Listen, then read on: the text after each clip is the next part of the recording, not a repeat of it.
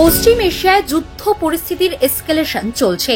আন্তর্জাতিক মহলে গভীর উদ্বেগের মধ্যে বড় সিদ্ধান্ত ইরানের সংসদের। রবিবার ইরানের 3টি পারমাণবিক কেন্দ্রে আঘাত এনেছে আমেরিকা। তারপরেই ইরান হরমুজ প্রণালী বন্ধ করে দেওয়ার হুঁশিয়ারি দিয়েছে। এই প্রণালী বন্ধ করার অনুমোদন সেই দেশের সংসদ দিলেও চূড়ান্ত সিদ্ধান্ত নেবে ইরানের জাতীয় নিরাপত্তা পরিষদ, এমনই জানিয়েছেন সেখানকার সাংসদ ইসমাইল কোসারি। এতে বড় সড় বিপদের মুখে পড়তে পারে বিশ্ব, অস্থির হয়ে উঠতে পারে তেলের দর। কিন্তু কেন বিশ্ব বাজারে এত গুরুত্বপূর্ণ এই স্ট্রেট অফ হরমুজ? পারস্য উপসাগর এবং আরব সাগরকে যুক্ত করে এই সরু এক ফালি হরমুজ প্রণালী বিশ্ব বাণিজ্যের অত্যন্ত গুরুত্বপূর্ণ রুট। এটি ওই প্রণালী দিয়েই বিশ্বের তেল ও গ্যাস সরবরাহের প্রায় 20% চলাচল করে। প্রতিদিন প্রায় 20.3 মিলিয়ন ব্যারেল তেল এবং 290 মিলিয়ন ঘনমিটার প্রাকৃতিক গ্যাস এই রুট দিয়ে যায়। এই প্রণালী বন্ধ হলে আন্তর্জাতিক জ্বালানি বাজারে বড় সংকট দেখা দিতে পারে মত বিশেষজ্ঞদের। ফলে সারা বিশ্ব জুড়ে দেখা দিতে পারে অর্থনৈতিক মন্দা ও মূল্যবৃদ্ধি। ভারত তার মোট তেলের চাহিদার প্রায় 90% আমদানি করে, যার মধ্যে 40%-এরও বেশি আসে পশ্চিম এশিয়ার দেশগুলি থেকে। প্রতিদিন প্রায় 5.5 মিলিয়ন ব্যারেল অপরিশোধিত তেল খরচ করে ভারত, যার প্রায় 2 মিলিয়ন ব্যারেলই হরমুজ প্রণালী হয়ে ভারতে আসে।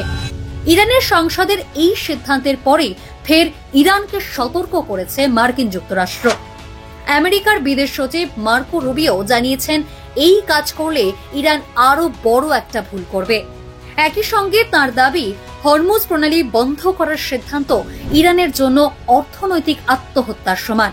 কিন্তু এত কিছুর প্রভাব কি কাটিয়ে উঠতে পারবে Bharat?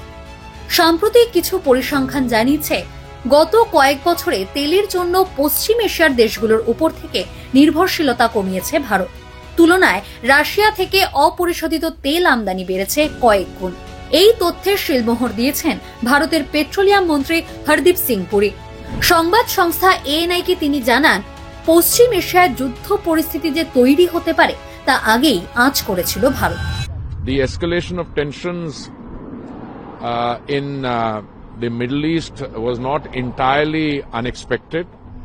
In fact, we had foreshadowed this escalation, and the government under the Honorable Prime Minister has been consistently and periodically reviewing the situation, including the possibility of the closure of the Straits of Hormuz. And as I have mentioned earlier, we had diversified the sources of supply, and out of the 5.5 million barrels of crude oil that India consumes daily, about 1.5 and 2 million only come through the Straits of Hormuz. We import roughly 4 million barrels through other routes, and our companies, the oil marketing companies, have enough stocks. Most of them have stocks up to 3 weeks. One of them has in fact 25 days stocks. And we are also confident that we can increase the supply of crude through other routes should the situation so warrant. We are in touch with all possible actors in this, the supply routes, etc. And I believe that there is no cause for any alarm on this score.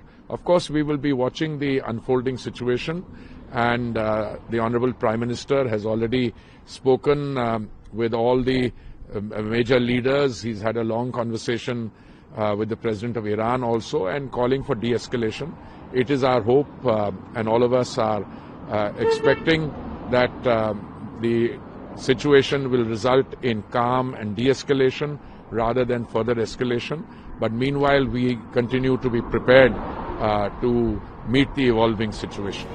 Hormuz প্রণালী সংবেদনশীল এলাকা হলেও ভারতের strategic import নীতি এবং তেল সরবরাহের বিকেন্দ্রীকরণ হওয়ার জন্য দেশের জ্বালানি নিরাপত্তা অনেকটাই সুরক্ষিত মনে করছেন বিশেষজ্ঞরা। ডাউনলোড করুন এই সময় অ্যাপ iOS ও অ্যান্ড্রয়েডের জন্য।